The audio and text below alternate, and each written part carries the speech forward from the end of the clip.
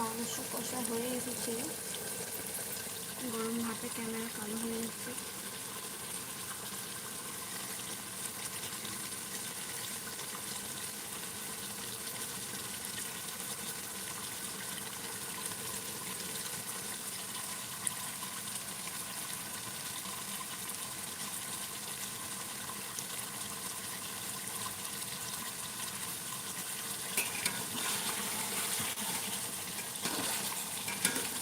এখান থেকে আমি অল্প পরিমাণ মাংস কষা তুলে রেখে দেবো।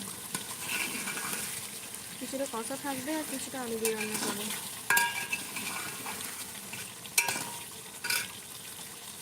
তো মাংস তুলে রাখবো বলে মশলা বেশি বেশি দিয়েছি, পেঁয়াজও দিয়েছি অনেকটা। তাহলে আবার একটু কষা মাংস তুলে নিলে তরকারি টেস্টটা একটু অন্যরকম হয়ে যায়, সেই জন্য বেশি বেশি মশলা দিয়েছি। যেহেতু ওটা কিছুটা আলু দিয়ে রান্না হবে আর কিছুটা শুধু থাকবে কষা।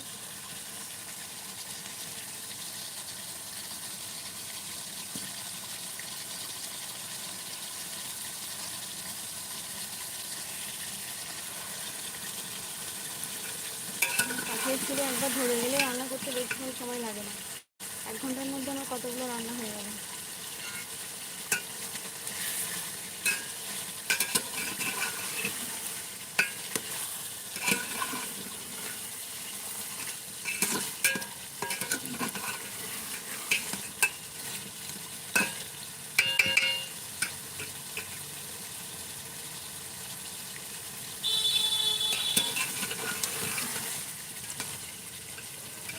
খুব সুন্দর কষা হয়েছে মাংসটা।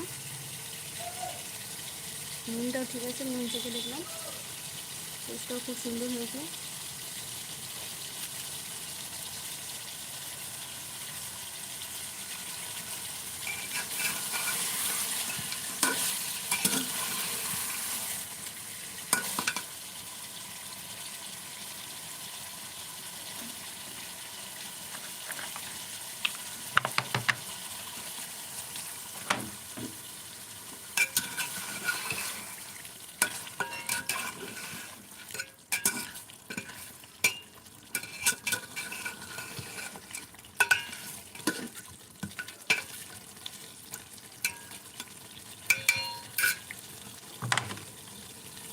পাশের বাড়ির এক চাচা আমার হাতে রান্না খেতে চেয়েছে, তাকে একটু আজকে কষা মাংস দেবো।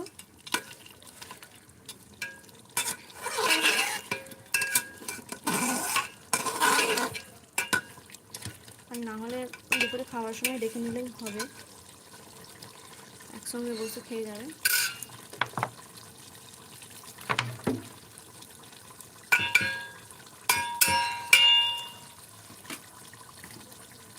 মাংসটা ভালো করে সেদ্ধ হয়ে যায়, তারপর আলুটা দেবো।